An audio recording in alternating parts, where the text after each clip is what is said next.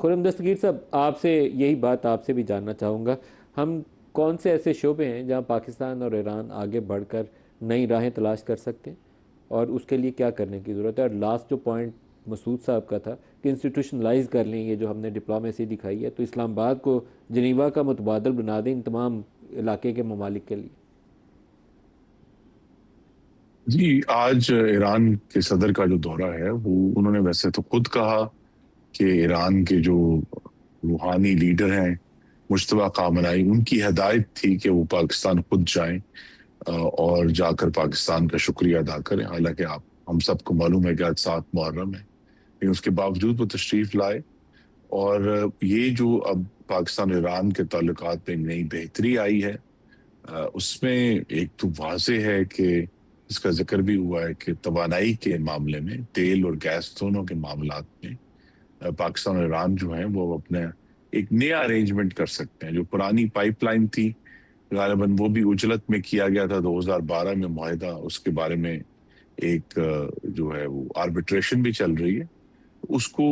ختم کر کے ایک نیا معاہدہ کریں، ایک لانگ ٹرم معاہدہ کریں، تیل کے لیے بھی، گیس کے لیے بھی، گیس پائپ لائنز کے لیے بھی.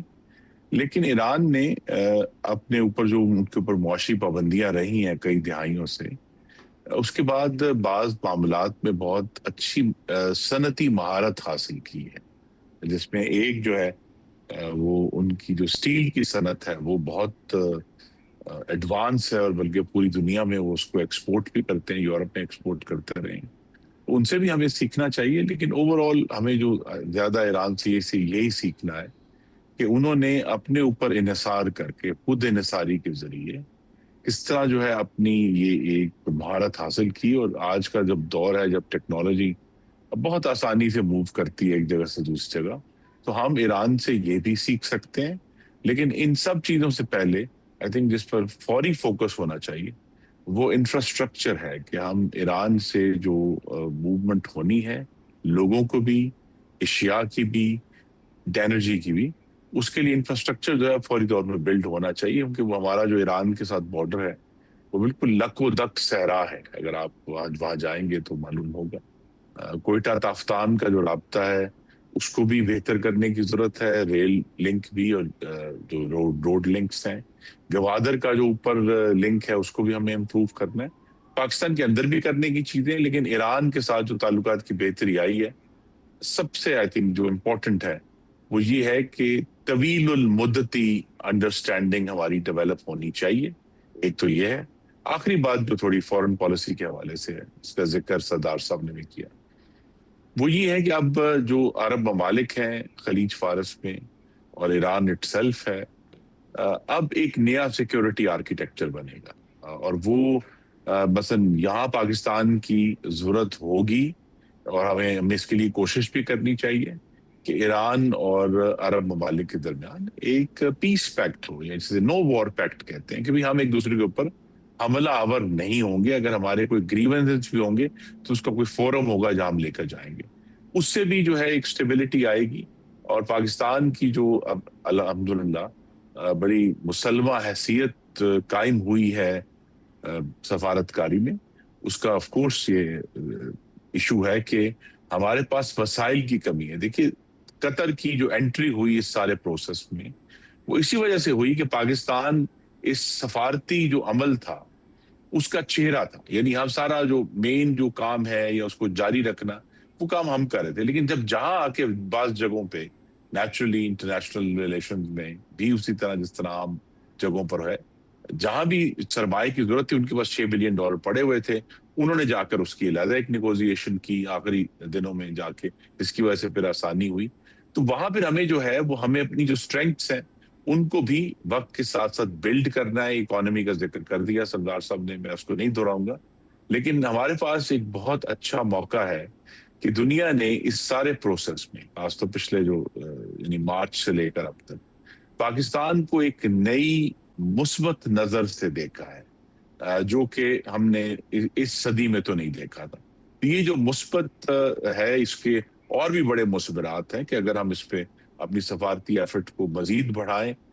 تو ہندوستان کو انڈس واٹرز ٹریٹی میں لانے کے لیے دباؤ دوبارہ ڈالیں اور اس کے اوپر کوشش کریں. اور جو یہ خطے کے بھی معاملات ہیں, کشمیر غالباً ابھی فوراً امیڈیٹ نہیں ہے, لیکن وہ بھی میڈیم ٹرم میں اس کی بھی ایفرٹ ہونی چاہیے کہ بھئی اگر ہم پورے خطے کے امن کی بات کر رہے ہیں تو یہ جو چیز اس خطے کے امن کو نقصان پہنچا رہی ہے اور مستقل انڈینجر کر رہی ہے, تو انڈس واٹر ٹریٹی بھی اور کشمیر کا انڈس واٹر ٹریٹی فوراً اور کشمیر کا معاملہ میڈیم ٹرم صحیح میں پاکستان کو ٹیک اپ کرنا صحیح. چاہیے.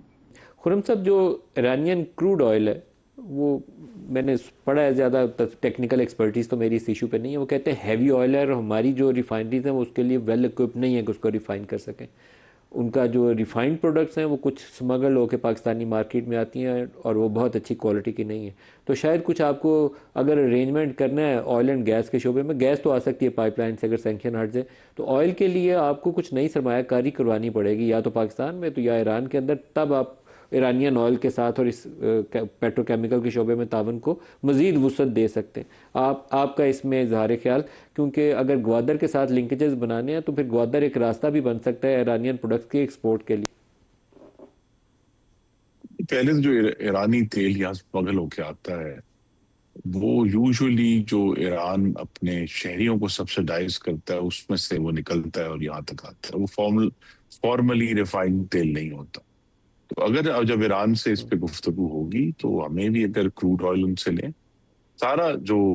فوکس ہے اس بات پہ ہونا چاہیے کہ ایک طویل المدتی معاہدہ چاہیے ندیم صاحب. اگر طویل المدتی معاہدہ ہوگا اور ہمیں یہ جو بھی سرمایہ کار ہیں ان کو اندازہ ہوگا کہ اب لانگ ٹرم یہ تیل آ رہا ہے یا پائپ لائن کے ذریعے ڈلیور ہو رہا ہے, تو اس کے لیے ریفائنریز کو ماڈیفائی کیا جا سکتا ہے, نئی ریفائنریز رکھ سکتی ہیں, لیکن جو اویلیبلٹی ہے ایرانی تیل کی فارملی وہ ہونی چاہیے. دوسرا یہ ہے کہ یہ ہمیں بھی اس پہ غور کرنا ہے کہ کیا ایران جو ہے ہمیں لانگ ٹرم کنسیشنز دینے کے لیے تیار ہوگا یا نہیں. میں اس وقت کوئی کہتے نا کہ منفی بات نہیں کرنا چاہتا, لیکن ایرانینز جو ہیں اس معاملے میں بہت اچھے نیگوشیٹر ہیں, اتنا آسان نہیں ہے ان سے جو ہے کنسیشنز لینا. اس لیے بھی میں نے اس پہ فوکس کیا کہ جلد از جلد جب یہ ابھی نیا سارا ایگریمنٹس ہوا ہے اور ان کو اب دیکھیے 60 دن میں 60 دن کا لائسنس باقاعدہ امریکہ کی طرف سے ایشو کیا گیا ہے کہ وہ اپنا تیل ڈالرز میں بیچ سکتے ہیں, تو ان کے پاس اگلے 60 دن میں کم از کم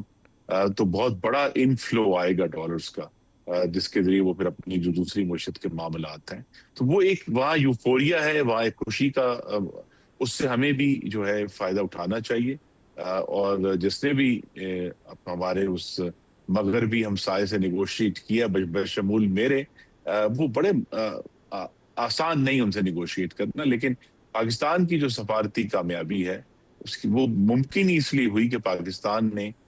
پورے اخلاص سے, پوری شفافیت سے اور پوری رازداری سے سفارت کاری. تو یہ تینوں چیزیں جو ہیں ان کی وجہ سے رزلٹ ہے. اور آئی تھنک یہ چوتھی چیز ہے جس کی مثال فیلڈ مارشل عاصم منیر کا تہران جانا ہے, وہ یہ ہے کہ جہاں ہمیں محسوس ہوا کہ پروسیس جو ہے وہ ٹوٹ رہا ہے, بریک ڈاؤن ہو رہا ہے, تو وہاں ہم نے جا کر بجائے یہ کہ ہم کہیں کہ اس کا نتیجہ کیا ہونا چاہیے, لیکن ہم نے جا کے یہ ضرور کنونس کیا ایران کو کہ آپ اس سے جو ہے وہ اس طرح پروسیس توڑنے دیں, یہ بھی آپ کے فائدے میں. اور امریکہ کے ساتھ بھی, یعنی جے ڈی وینس نے بھی بیورگن اسٹاک میں ابھی جب